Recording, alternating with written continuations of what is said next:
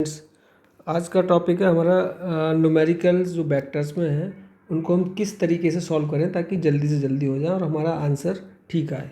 और दूसरा जो प्रॉब्लम्स वेक्टर में हम सॉल्व करेंगे कि उनका फिजिकल सिग्निफिकेंस क्या है, कि हम सिंपली ऐसे ही करे जाते हैं a+b=c, a-b=d, बट उनका रियल लाइफ में फिजिकल जो हम यूज़ करेंगे सिग्निफिकेंस उसका क्या रहेगा, डॉट प्रोडक्ट का क्या रहेगा, क्रॉस प्रोडक्ट का क्या रहेगा। ठीक है, बट एक बात है, ये आपको ये वीडियो आने से पहले आपको वेक्टर्स के बेसिक्स पूरे क्लियर होना चाहिए, स्पेशली वेक्टर का addition, subtraction, resolution of vectors, unit vectors, ये आपके लिए क्लियर होना चाहिए। ओके, तो let's start smart approach and physical significance of vector numericals. सबसे पहले हम लोग एडिशन वाली प्रॉब्लम्स डिस्कस करते हैं, एडिशन सब्सट्रैक्शन वाला। इसमें क्या रहता है, हमारे पास दो वेक्टर्स हैं, vector A and vector B. तो मैं पैरेललोग्राम लॉ से मैं इन दोनों का एडिशन निकाल रहा हूँ। तो दोनों की टेल से टेल हम ऐड कर देते हैं और पैरेललोग्राम कंप्लीट करते हैं।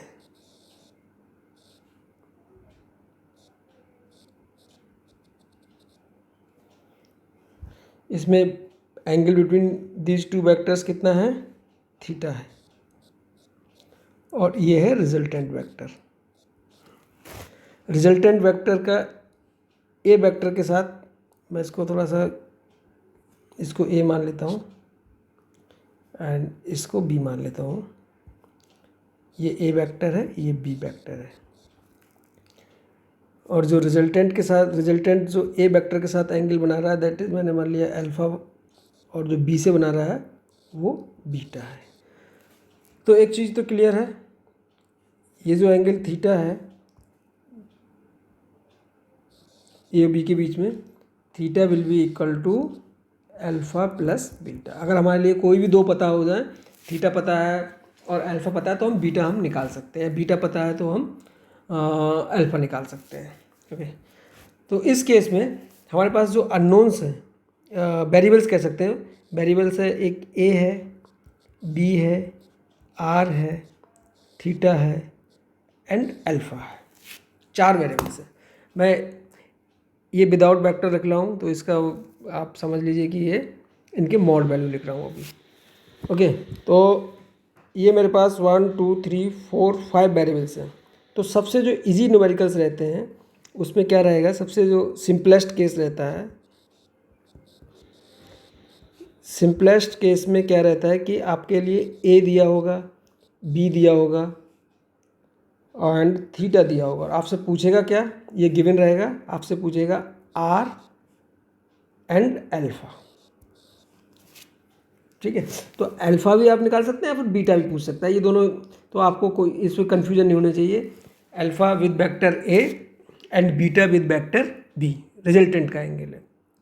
तो जब ये सिंपलेस्ट केस में वेक्टर ए दिया है, वेक्टर बी दिया है और उनके बीच में एंगल दिया है, तो वेक्टर आर और अल्फ़ा पूछ सकता है या फिर बीटा पूछ सकता है। तो इसके लिए सबसे ईजीएस्ट तरीका है, केवल आपको जो फार्मूला दिया है उसी की हेल्प से आप निकाल सकते हैं, बाकी आपको कहीं भी नहीं घूमना। This is the best procedure. R is equal to A square plus B square, ये मॉड वैल्यू लिख रहा हूँ आर की, plus 2ab cos of theta and alpha अगर एंगल है तो tan alpha will be equal to, क्या होता है tan alpha, b sine theta divided by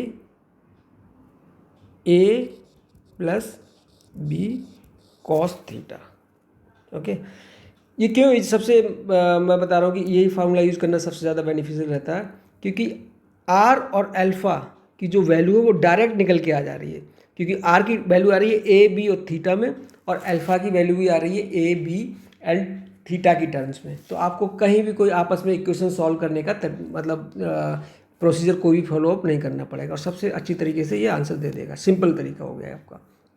ठीक है, अगर यही एंगल अल्फ़ा निकला है, अगर मान लो कभी tan बीटा से निकालना, तो आपको जस्ट tan बीटा किससे है, बी के साथ, तो आप इसमें बस रिवर्स कर दीजिए, जहाँ पर बी है वहाँ ए कर दीजिए, यहाँ पर ए है वहाँ बी कर दीजिए, तो आ जाएगा A sine theta divided by B plus A cos theta.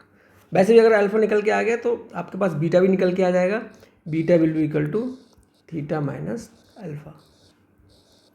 ये क्लियर रखना कि अल्फा आ रहा है तो ए वेक्टर से आ रहा है, बीटा आ रहा है बी वेक्टर से आ रहा है, और रिजल्टेंट आर का एंगल। ठीक है, तो सिंपलेस्ट केस हो गया, बट एग्जाम में सिंपलेस्ट केस नहीं आने वाले, एग्जाम में थोड़ा सा डिफरेंट आते हैं। लेट अस सी क्या आएगा। अगर इसी में कभी कभार क्या होता है, मैंने एक वेक्टर दे दिया और रिजल्टेंट दे दिया, रिजल्टेंट का एंगल विद दे दिया ए से कि एंगल बना रहा है अल्फा, और पूछा क्या, बाकी रिमेनिंग क्या क्या बचा, बी बचा और थीटा बचा। अगर ये दोनों चीज़ें पूछ ली, क्योंकि मेरे पास 5 टोटल वेरिएबल्स मैंने बताए थे, 5 में से 3 गिवन हो गए और 2 अननोन ले लिए। 2 अननोन तो निकल सकते हैं, आपके पास 2 इक्वेशंस हैं, बट प्रॉब्लम क्या है, जो हमारे पास इक्वेशंस हैं, एक अगर हम इक्वेशन पे ध्यान दें तो r is equal to A square plus B square plus 2ab cos of theta and tan alpha is equal to B sine theta divided by A plus B cos theta. अगर आप देखेंगे हमें B और theta निकालना है, तो B ये है, कहाँ कहाँ पर बी देखते हैं हम, लेट अस आइडेंटिफाई। देखो बी एक यहाँ पर है, बी यहाँ पर है, थीटा यहाँ पर है। एक ही इक्वेशन में ये बी और थीटा में एक तरह की इम्प्लिसिट इक्वेशन बन गई, दोनों मिले हुए हैं बी थीटा। इसमें भी बी यहाँ पर है और बी यहाँ पर है, थीटा यहाँ पर है। तो इन दोनों इक्वेशन को मुझे सॉल्व करना एक चैलेंज का काम हो जाएगा। सॉल्व हो जाएगा बट ये बहुत टाइम लेगा, आपको ट्रिग्नोमेट्रिकल इक्वेशन भी सॉल्व करना आना चाहिए और अरिथमेटिकल इक्वेशन। तो इस तरह से अगर हम सॉल्व करेंगे तो हमें कोई मैथमेटिक्स का पूरा कॉन्सेप्ट यहाँ नहीं लगाना, हमें टाइम भी बचाना है। तो इस तरह की प्रॉब्लम सॉल्व करने के लिए हम लोग क्या अप्रोच लगाएंगे वो हम लोग डिस्कस करते हैं। ठीक है, ओके। बेसिक आपको याद रखना कि भाई ये वाला वेक्टर मैंने ए लिया है, कोई बात नहीं है, ये मैंने बी लिया है। अगर मैं इसको पैरेललोग्राम पूरा कंप्लीट करता हूँ तो ये आ जाएगा मेरा रिजल्टेंट। ओके, तो ये वाला क्या है, ये वाला मैंने मान लिया एंगल कितना है, अल्फा से बना रहा है इससे, और ये कितना बना रहा है, बीटा। ओके, अब आपको रिवर्स डायरेक्शन थोड़ा सोचना है कि ए और बी का रिजल्टेंट इस डायरेक्शन में आ रहा है। इसका मतलब क्या हुआ कि ए और बी, ए का कंपोनेंट अगर मैं आर इसकी डायरेक्शन निकालूं और बी का कंपोनेंट निकालूं आर की डायरेक्शन में, A and B components along R यही सर्वाइव करेंगे, और जो इसके परपेंडिकुलर होंगे कंपोनेंट्स वो क्या हो जाएंगे, वो वेनिश खत्म हो जाएंगे। अगर मैं एक इसके जो रिजल्टेंट आर है, आर के परपेंडिकुलर मैंने एक एक्सिस ड्रा कर दी, ये क्या है, ये आर के परपेंडिकुलर है 90 डिग्री पर। ओके, चूँकि मैं जो 2 वेक्टर अप्लाई कर रहा हूँ, चाहे डिस्प्लेसमेंट है चाहे फोर्स है, वो उनका रिजल्टेंट इसी डायरेक्शन में आ रहा है, आर की डायरेक्शन में। तो आर के परपेंडिकुलर डायरेक्शन में जो भी कंपोनेंट होगा ए का, जो कंपोनेंट होगा बी का, वो क्या होगा, वो सर्वाइव नहीं करेगा, वो कैंसिल आउट हो जाएगा। मतलब अगर ये ए है तो ए का इधर कंपोनेंट कितना, इधर वाला कंपोनेंट कौन सा आएगा, अभी वेक्टर का रिजोल्यूशन आ गया आपका। ए वेक्टर को आपको 2 डायरेक्शन रिजॉल्व करना है, एक तो अल्फा एंगल की डायरेक्शन और एक उसके परपेंडिकुलर। सिंपली ये है, एक लेंथ ए है, ये अल्फा की डायरेक्शन करना और एक उसके परपेंडिकुलर। तो ये वाला कितना आता है, ए कॉस अल्फा, ट्रायंगल हमें कॉस थीटा लगा सकते हैं, कॉस अल्फा, और ये आएगा ए साइन अल्फा, मतलब परपेंडिकुलर। ए को 2 पार्ट्स में मैंने रिजॉल्व कर लिया, तो यहाँ पर भी ए को मैं 2 पार्ट में रिजॉल्व करूँगा। तो ये वाला जो आएगा ए का मॉड, और ये वाला आ जाएगा कॉस अल्फा। ओके, और ये वाला इसका कंपोनेंट आ जाएगा A sine alpha, perpendicular component. ए को 2 पार्ट्स में मैंने डिवाइड कर दिया। सिमिलरली बी को मैंने 2 पार्ट्स में डिवाइड कर दिया, तो ये वाला आ जाएगा बी साइन अल्फा, और ये वाला आ जाएगा अलोंग आर आ जाएगा बी कॉस अल्फ़ा बीटा आएगा, सॉरी क्योंकि बीटा एंगल है, B cos beta and this will be B cos beta and B sine beta. अब इस पैरेललोग्राम से हमें लग रहा है, पूरा क्लियर है कि ए और बी का जो रिजल्टेंट है इसी डायरेक्शन में आ रहा है, तो ये दोनों कंपोनेंट ही सर्वाइव करेंगे और ये दोनों आपस में कैंसिल आउट हो जाएंगे। तो हम लिखेंगे A sine alpha will be equal to B sine beta, क्योंकि ये वाले बराबर होंगे तभी तो उनका रिजल्टेंट उधर आएगा। अगर आपको दो लोग खींच रहे हैं दो डायरेक्शन में और आप इसी डायरेक्शन में मूव कर रहे हैं, मतलब दोनों लोगों की ताकत, दोनों लोगों का फोर्स जो कंपोनेंट आ रहा है वो इसी डायरेक्शन में आ रहा होगा, तभी उसी डायरेक्शन में आप मूव कर रहे हैं रिजल्टेंट की डायरेक्शन में, और उसके परपेंडिकुलर डायरेक्शन में दोनों के कंपोनेंट बराबर हो गए होंगे। ओके, ना इक्वेशन नंबर 1। और दूसरी क्या बनेगी, इसमें जो रिजल्टेंट आर रहेगा that R will be equal to इन दोनों का सम। मैग्नीट्यूड की बात कर रहे हैं हम लोग R is equal to A cos alpha plus B cos beta. Equation number 2। हमको क्या क्या निकालना है, हमको निकालना था बी एंड थीटा। देखते हैं इससे हमारा आ जाता है कि नहीं अच्छी तरीके से। बी एंड थीटा, इसको मैं लिख सकता हूँ B cos beta is equal to B cos beta is equal to R minus A cos alpha. ठीक है, ये इक्वेशन नंबर 2 ही है, इसको थोड़ा सा रीएडजस्ट कर लिया। इक्वेशन नंबर 1 और 2 को डिवाइड कर देता हूँ। इक्वेशन नंबर 2 डिवाइडेड बाई 1, तो इससे बी से भी कैंसिल आउट हो जाएगा, तो बनेगा cos beta divided by sine beta, B से बी कैंसिल हो गया,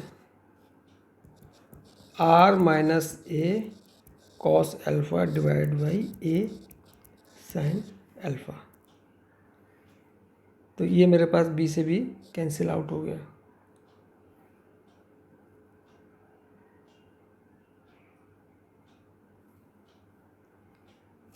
ये आ गया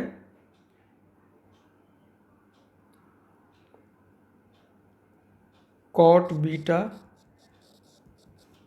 इज इक्वल टू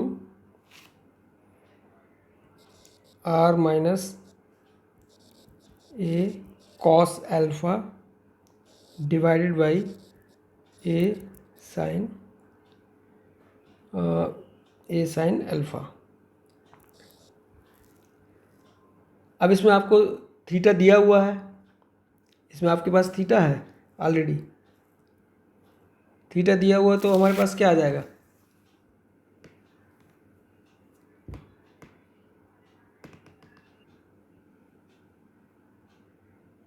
इसमें हमारे पास क्या क्या गिवन है। इसको बेटर रहेगा कि हम उसके फॉर्म में लिख लेते हैं। टेन बीटा थोड़ा अच्छा लगेगा, tan beta is equal to A sine alpha divide by R minus A cos alpha. अब आप देख लीजिए, आपके पास अल्फा गिवन है कि रिजल्टेंट वाला ए वेक्टर से कितना लगा रहा है एंगल, ए गिवन है और आर गिवन है, तो आप इससे डायरेक्टली टेन बीटा की वैल्यू निकल के आ गई। और जब टेन बीटा निकल के आ गया तो आपके पास बीटा भी निकल के आ गया, बीटा की वैल्यू निकल के आ जाएगी। ओके, जब बीटा निकल के आ गया तो अब आपके पास आर निकल के आ जाएगा। आर किसी भी एक इक्वेशन में लगा के आपकी value R is equal to A cos beta A cos alpha plus B sine B cos beta, R will be equal to A cos alpha plus B cos beta. Okay, alpha आपके पास already था, अगर आप देखेंगे तो यहाँ पर क्या क्या गिवन था, ए गिवन था, आर गिवन था, अल्फा गिवन था। अगर मैं ऐसे सॉल्व करता तो मेरे को पास इक्वेशन बहुत ही क्लमजी आ जाती है, वो उसमें थीटा इधर भी है बी उधर भी है, तो इक्वेशन सॉल्व करते करते बहुत टाइम लग जाता है। आपको ट्रिग्नोमेट्रिक इक्वेशन भी करना पड़ता है, ये करना पड़ता है, वो करना पड़ता है। उससे बचने के लिए आपको ये वाला कॉन्सेप्ट ही लगाना पड़ेगा। आर के अलॉन्ग ये कॉन्सेप्ट एक बार फिर से समझ लेना आप लोग। ठीक है, वीडियो को एक बार देखना। और इससे अच्छा तरीका कोई इस तरह की प्रॉब्लम सॉल्व करने का नहीं, क्योंकि इसमें बीटा आपको डायरेक्ट निकल के आ जाएगा और आर भी आपको डायरेक्ट निकल के आ जाएगा, कोई अलग से इक्वेशन दो सॉल्व नहीं करनी पड़ेगी। बस आपके लिए क्या करना है, जो दो वेक्टर्स का रिजल्टेंट आ रहा है एक बार दोबारा से देख लीजिए, जिस डायरेक्शन में आ रहा है ये अल्फ़ा बना रहा है, बीटा बना रहा है, तो ए बी का कंपोनेंट टुवार्ड्स दिस वो हो जाएगा इसका आर का मैग्नीट्यूड, और जो इसके परपेंडिकुलर रहेगा वो दोनों कंपोनेंट्स क्या रहेंगे, सेम होंगे और कट आउट हो जाएंगे। और दूसरा क्या है कि एक कॉमन सेंस लगाने के लिए, अगर आपको दो आदमी, अगर एक इधर से 5 न्यूटन की फोर्स से खींच रहा है और एक इधर खींच रहा है 10 न्यूटन की फोर्स से, तो रिजल्टेंट ऑब्वियस है कहीं इधर से जाएगा, लेकिन आपका जो एंगल रहेगा इससे थोड़ा सा कम रहेगा, क्योंकि आपका जो रिजल्टेंट होगा वो इसकी तरफ ज़्यादा इंक्लाइन रहेगा, इधर ज़्यादा झुका रहेगा। ये कॉमन आपके लिए आंसर चेक करने के लिए थोड़ा सा हेल्प करता है कि इसका रिजल्टेंट, अगर ये एंगल अल्फ़ा है ये बीटा है, तो अगर ये वाला बड़ा है तो ये एंगल छोटा हो जाएगा। मैं कहना चाहूँगा अगर वेक्टर ए का mod is greater than vector B mod, then resultant का एंगल जो अल्फ़ा बन रहा है ए के साथ वो वाला छोटा हो जाएगा रिजल्टेंट जो बी से बना रहा है। ए बी, ये अल्फ़ा और ये बीटा, जो ज़्यादा पावरफुल रहेगा उसी की तरफ रिजल्टेंट ज़्यादा इंक्लाइन रहता है। एंड नेक्स्ट हम लोग देखते हैं इसका फिजिकल सिग्निफिकेंस देखते हैं।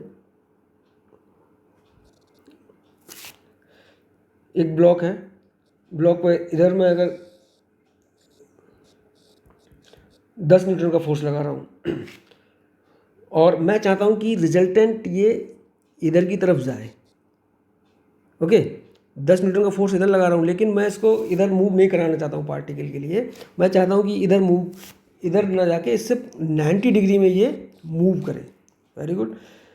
तो ऑब्वियस है मुझे इस फोर्स को कैंसिल आउट करने के लिए अगर कॉमन सेंस से अगर मैं एक डायग्राम बनाऊंगा स्कीमेटिक, तो वो इस तरह से एक दूसरा वेक्टर आपको कहीं लगाना पड़ेगा। मैंने मान लिया ये बी वेक्टर मैंने इधर लगा दिया, ओके तो ये मैंने अलग डायरेक्शन लगा दिया, या फिर इसको मान लो एफ फोर्स लगा दिया इधर। अब मेरा काम क्या है कि रिजल्टेंट इधर होना चाहिए, और रिजल्टेंट मैंने मान लिया मुझे चाहिए 5 न्यूटन का फोर्स चाहिए, तो एक फोर्स तो ऑलरेडी लगा हुआ है, तो एफ आपसे पूछ रहा है, एफ पूछ रहा है वेक्टर मतलब इसका मैग्नीट्यूड और इसका एंगल। मैंने मान लिया ये एंगल यहाँ से कितना बना रहा है, बीटा बना रहा है, जैसा कि अभी जस्ट हम लोगों ने सॉल्व किया है। तो एक तरीका तो वही हो गया, और अगर हम डायग्राम बना लेते तो हमारे लिए और ज़्यादा ईजी हो जाता है। तो tan का इधर वाला कंपोनेंट कितना आएगा बोलो, tan cos 90 सर्वाइव करेगा, प्लस f cos बीटा ये सर्वाइव करेगा। ये कितना आना चाहिए 5, जो हमने लॉजिक पढ़ा उसी को यूज़ कर रहे हैं। दूसरा, चूँकि ये वाला कंपोनेंट तो 90 वाला था, ये वाला इधर जा रहा है, तो इसका जो कंपोनेंट इधर जाएगा f का वो 10 के बराबर होना चाहिए, मतलब f sine beta must be equal to 10, क्योंकि 10 को वो न्यूट्रलाइज तभी कर पाएगा।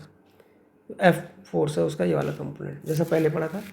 अब आपको हम लोगों को क्या करना है कि इन्हीं दो इक्वेशंस को सॉल्व करना है। ये तो 10 तो cos 90 जीरो हो गया, अगर मैं इसको सॉल्व करूँगा तो F cos beta will be equal to 5 और F sine beta is equal to, ये फर्स्ट इसे सेकंड मान लो, इसे डिवाइड कर लेंगे तो tan beta will be equal to 10/5 यानी कि 2। tan बीटा आ गया तो आपके पास sin बीटा cos बीटा कुछ भी आ जाएगा, और आप उससे आप f भी निकाल सकते हैं।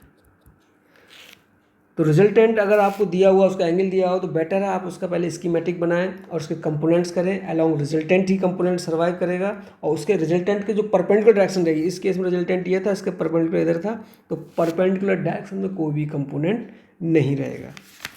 Okay, this is the best method to solve vector addition.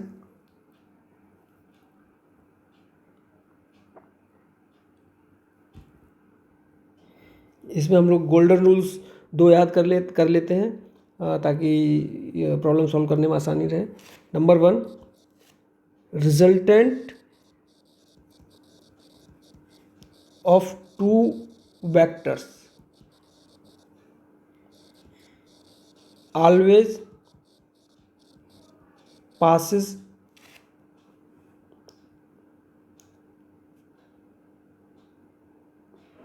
from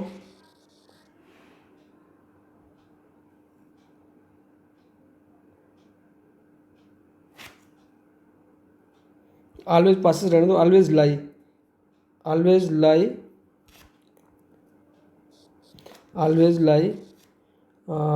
between two vectors. इसमें ध्यान रखने वाली क्या बात है, अगर मान लो एक वेक्टर ये है एक बी है तो इनका रिजल्टेंट हमेशा इन दोनों के बीच से ही जाएगा। बट आपको ध्यान रखना है कि ये एंगल कैसा होना चाहिए, एक्यूट। ये नहीं कि आप ऐसा करके इधर से रिजल्टेंट निकाल दें, ये रिजल्टेंट नहीं रहेगा। रिजल्टेंट हमेशा दो वेक्टर्स के बीच से पास होगा और वो उनके जो कम एंगल रहेगा, एक्यूट एंगल, उस साइड से पास रहेगा। और दूसरा है resultant is more inclined towards large magnitude vector.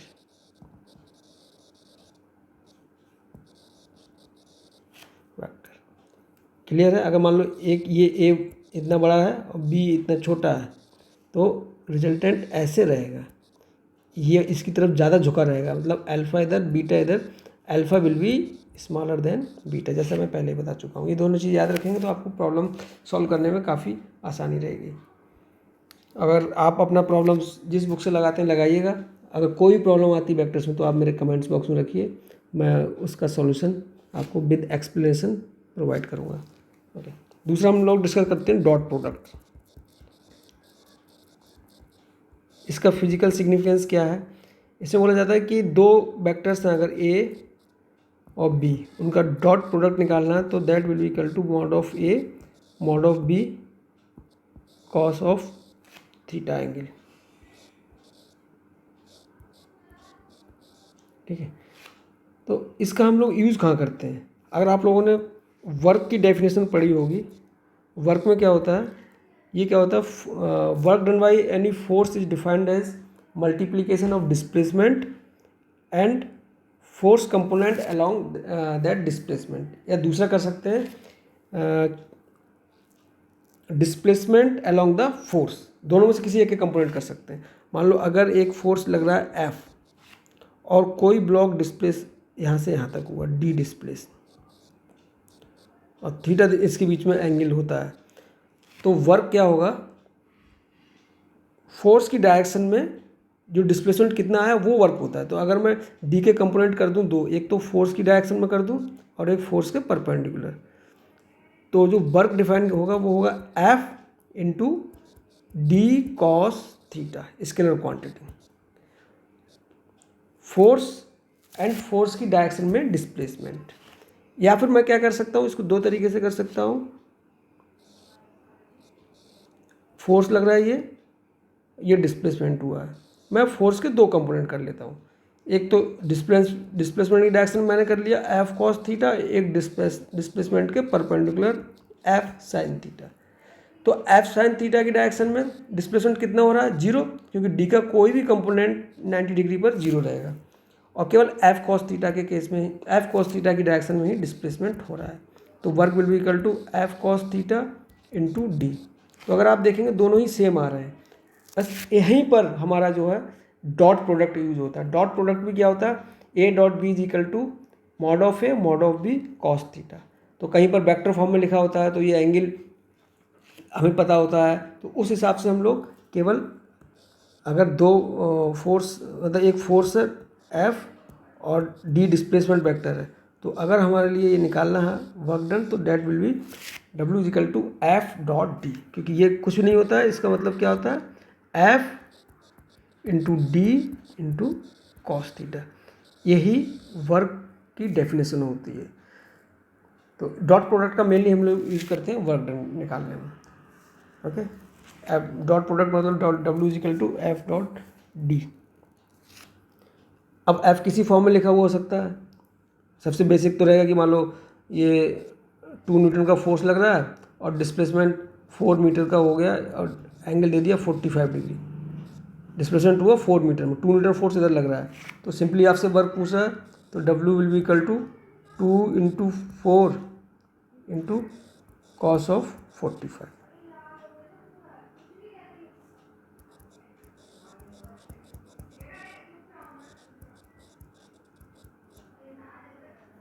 Okay, ये इसका वर्क डन आ जाएगा। अगर ये वेक्टर फॉर्म में लिखे हुए हैं, मतलब कार्टेशियन कोऑर्डिनेट फॉर्म में एक्स वाई जेड या आई जे के फॉर्म में, सपोज एफ दे दिया आपके लिए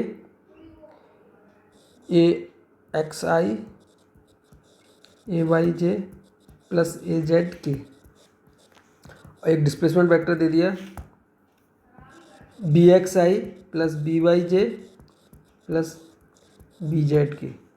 तो सिंपली अगर आपको वर्क निकालना है तो work will be equal to F dot D. Dot product आपके लिए आना चाहिए A Z K dot product B X I plus B Y J plus B Z K. No इसका अगर डॉट प्रोडक्ट निकालेंगे तो A X B X, because I dot I will be equal to 1, I dot J and I dot K will be equal to 0। Dot product का basic rule आप लोगों को पता होगा, and this will be equal to A Y into B Y plus A Z into B Z, because you know I dot I will be equal to 1, because I dot I will be equal to mod of I that is 1, mod of I unit vector है तो 1 into cos of 0 that is 1, I dot J I dot K ये हो जाएगा 1 into 1 of into cos of 90 degree, 90 degree is equal to 0। तो केवल same type वाले survive करते हैं, आई डॉट आई जे डॉट जे के डॉट के ये सर्वाइव करेंगे, बाकी आई डॉट जे जे डॉट के ये सारे के सारे सर्वाइव नहीं करेंगे, 0 आ जाएंगे।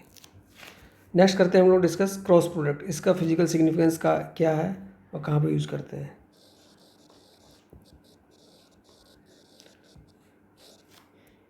डॉट प्रोडक्ट और क्रॉस प्रोडक्ट में एक ही डिफरेंस है कि क्रॉस प्रोडक्ट का जो रिजल्टेंट आता है वो एक वेक्टर क्वांटिटी होती है, जबकि डॉट प्रोडक्ट्स का जो रिजल्टेंट आता है वो एक स्केलर क्वांटिटी होती है। और दो वेक्टर्स हैं ए और क्रॉस बी निकालना है मेरे को, तो A cross B is equal to mod of A mod of B sorry sine of, उसमें कॉस रहता है, इसमें साइन ऑफ थीटा। चूँकि ये वेक्टर क्वांटिटी है, एक यूनिट वेक्टर आता है in the direction N cap. ये डायरेक्शन कौन सी होती है, इसको आप डिटेल में आप मेरा वीडियो देख लेना कि डायरेक्शन कैसे निकालते हैं ए क्रॉस बी का डायरेक्शन, वो यहाँ पर समझाएंगे, थोड़ा टाइम लग जाएगा। एक वेक्टर है cross product dot products multiplication वाला वीडियो, उसमें आपको पूरा डिटेल में समझाया गया है। अब इसका यूज़ कहाँ पर होता है, इसका जो हमारा यूज़ होता है वो टॉर्क निकालने में होता है। टॉर्क इज इक्वल टू हम लोग डिफाइन करते हैं R cross F, torque about any point निकालना अगर मुझे, जैसे मान लो क्या है कि एक कोई बॉडी रखी हुई है,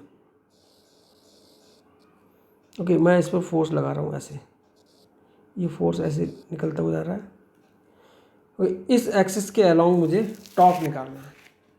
तो मैं यहाँ से इस फोर्स लाइन पे कोई भी वेक्टर ले लूँगा, कोई भी वेक्टर आर वेक्टर कहीं भी हो, ठीक है।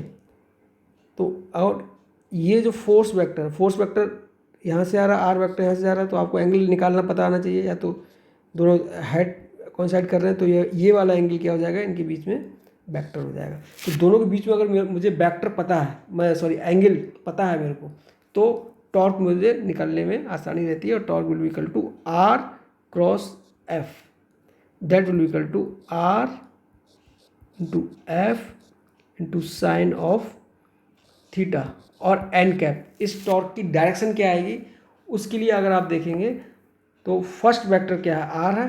फर्स्ट वेक्टर की डायरेक्शन में आपको दोनों वेक्टर, सबसे पहले क्या करेंगे, आर और एफ दोनों जो वेक्टर्स हैं उनको मिलाते हुए एक प्लेन बनाएंगे। हमेशा दो वेक्टर से एक प्लेन बन जाएगा। मान लो आर और एफ का प्लेन ये बना है कुछ, ओके, ये वाला आर है और ये एफ है। दोनों का टेल से टेल आपको कॉन्सेंट कर देना, ये आर है ये एफ है। अब फर्स्ट वेक्टर के डायरेक्शन में आपको राइट हैंड का थंब करना है, राइट हैंड का फिंगर्स को पॉइंट करना है और कर्ल करके एफ की डायरेक्शन ले जाना है और एक्यूट एंगल की तरफ से, इधर से, ना कि उल्टा करके। तो इस केस में अगर मैं देखूँगा तो इस तरह से अगर आपका हाथ है तो मैं इस तरह से उंगली कर्ल करूँगा इसकी।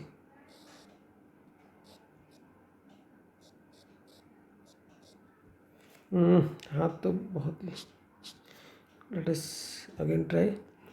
तो अगर मेरा हैंड मैंने इस प्लेन में रखा है और फर्स्ट वेक्टर की तरफ आपको जो पाम रखी है, पाम सबसे पहले क्या होना चाहिए, पाम इस प्लेन के परपेंडिकुलर रखना चाहिए। तो पाम अगर ये प्लेन अंदर की तरफ है इसमें, तो मैं इस तरह रखूँगा।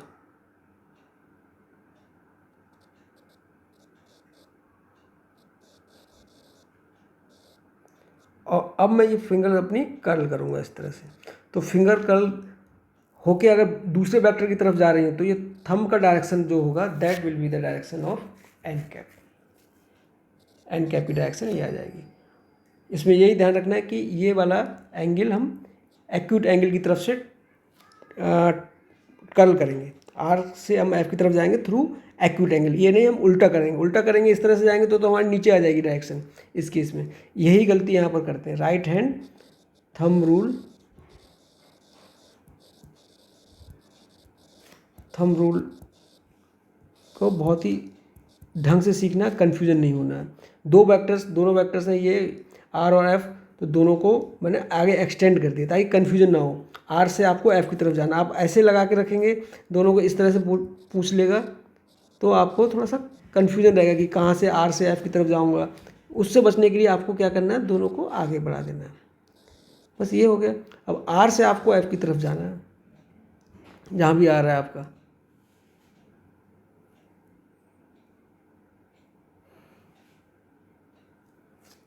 इस तरह से हम लोग क्रॉस प्रोडक्ट का हम लोग यूटिलाइजेशन कर लेते हैं। फिजिकल सिग्निफिकेंस देखना चाहेंगे तो ये आ जाएगा, ये वाला मेरा वेक्टर है आर,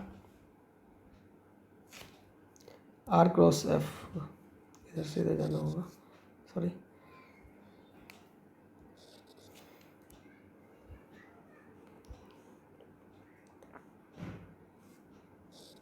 ये एफ है और ये आर है, ओके। जिस पॉइंट से आप निकाल रहे हैं, इस पॉइंट के अक्रॉस टॉर्क निकालना, उससे आप क्या कर सकते हैं, इस पर परपेंडिकुलर ड्रॉप कर सकते हैं एफ पर। और ये वाला एंगल कितना है, थीटा है। तो दिस डिस्टेंस, ये डिस्टेंस आएगी आपकी आर साइन थीटा। पर perpendicular distance of force from the axis और फ्रॉम द पॉइंट, इन दोनों का multiplication, force and perpendicular distance of force from point. Physical significance के फॉर्म में बात करूं तो इन दोनों चीज़ों का प्रोडक्ट क्या कहलाता है, टॉर्क कहलाता है। उसमें उसके अलोंग था, इसमें परपेंडिकुलर कंपोनेंट है। डॉट प्रोडक्ट में क्या था, एक वेक्टर और दूसरे वेक्टर के अलोंग का कंपोनेंट का मल्टीप्लिकेशन था। क्रॉस में उल्टा हो जाता है, क्रॉस में एक वेक्टर और दूसरे वेक्टर का परपेंडिकुलर कंपोनेंट, उन दोनों का प्रोडक्ट क्रॉस प्रोडक्ट कहलाता है। क्रॉस प्रोडक्ट एक वेक्टर क्वांटिटी भी है। तो आप इसको वेक्टर पूरा देखिए, पूरा ये वाला वीडियो देखिए। और कहीं भी आपको जिस भी बुक से आप लगा रहे हैं, जिस भी पैकेज से आप प्रॉब्लम लगा रहे हैं, कोई भी प्रॉब्लम आती है और आपको अगर सॉल्यूशन चाहिए विद डिस्क्रिप्शन, तो आप मेरे कमेंट्स बॉक्स में लिखिएगा, मैं उसका सॉल्यूशन प्रोवाइड करूँगा। और थैंक्स फॉर वाचिंग। डिटेल के लिए आप बाकी वीडियो देख सकते हैं, सो दैट पूरा की पूरा ही आपका क्लियर हो जाए। थैंक्स।